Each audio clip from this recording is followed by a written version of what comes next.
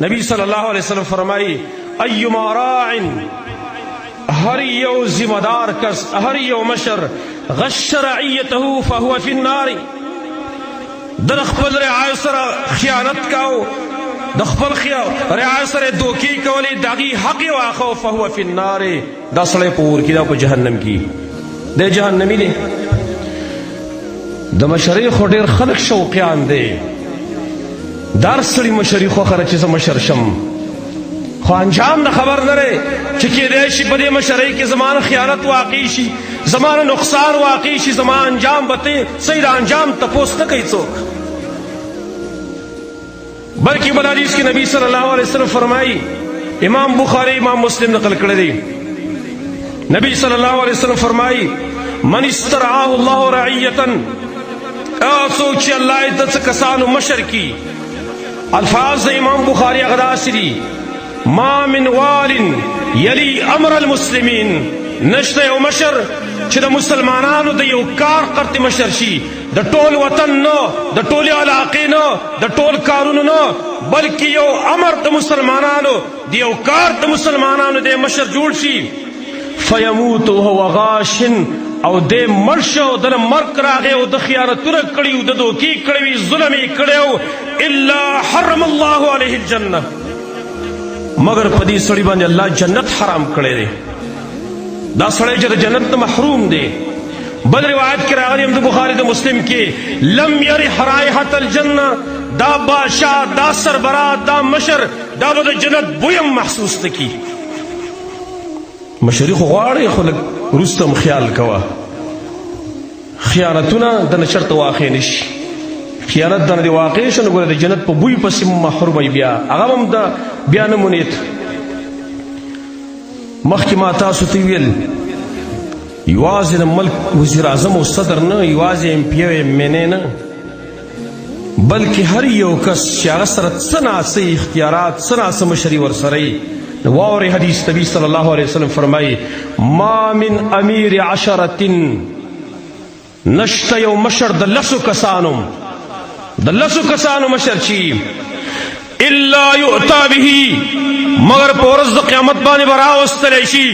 د رب عدالت ته به پیش کېدلی شي د تمام انسانیت مخې ته به راوستلی شي مغلولة یداه الی عنقه لاسونه به یې وله څټ ته تړلي او راوستلی شي سزا لا نه ده ورکړلی شوې حساب کتاب د پاره به لاس تړلی راوستلی کېږي حساب کتاب د پاره سبحان الله عام کسان چې حساب د پاره پیش کېږي د هغوی به لاس تړلی نه وي کولاو لاسونه به راځي لیکن کم کس چې هغه که د لسو کسو مشر دی که د پنځو کسو مشر دی د به څټ ته لاسونه تړلی شي او د الله مخې ته به پیش کېږي اوس حساب وروسته شروع کېږي او د مشرول شوقیانو د مشرۍ د هغې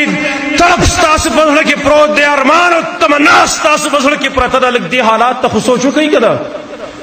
چې لا حساب نه شروع شوی د حساب نه مخکې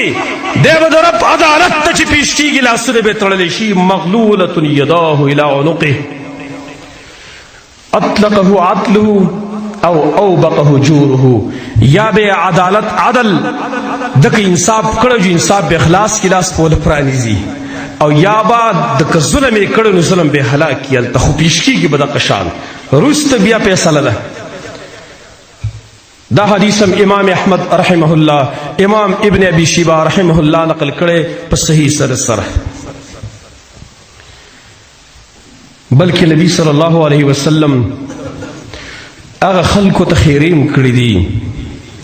کم خلک چې هغوی مشران شي او هغوی ظلم کوي د لاندې کشرانو سره ظلمونه کوي هر مشر چې وي که هغه د کور مشر دی که د علاقې مشر دی که د تحصیل او د تاڼې مشر دی که د ضلع مشر دی که د صوبې او د وطن بادشاه دی نبی صلی الله علیه وسلم فرمایلی اللهم من ولی من امر هذه الامه شیئا یا الله زما د دې امت که څوک هم د یو کار مشر شو د دې زما د امت د کارونو د یو کار مشر شو د خلکو مشري اختیار کړه فرفق بها فرفق به او د خلکو سره نرمي کوله احسان ورسره کاو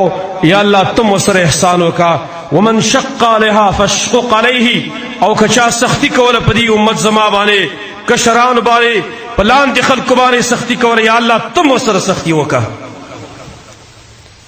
امام بخاری امام مسلم دا حدیث نقل کړي په خپل صحیح کې. بلکې کم خلق چې مشران دي ظالمان دي دا غي سره تعاون ناروا دي. رسول الله صلی الله علیه وسلم فرمایلی سيكون امراء زرد چی با حکمران فسقا فاسقان بی جوارا ظالمان بی فمن صدقهم بکذبهم چاچ دا غید دروغ تصدیق کو چاو دار اشتیاوائی وآنهم على ظلمهم دائی سر دائی پر ظلم کی معانہ و معاورت کو دیر خلق وزداس اشترے شاغید چان متاثری دیو جماعت متاثری کاغی ظلم هم کئی کاغی زیادیم کئی دیو یار جی چکسکی اگر ٹک کئی اغی مشران دی پوئی گوئی فمن صدقهم بکذبهم وآنهم على ظلمهم چا دا غی دا دروغم تصدیقو کو دا غی دا ظلم دا غی تعاون پاگی کی اغی سرو کو نو فلیس منی ولست منه دے زمان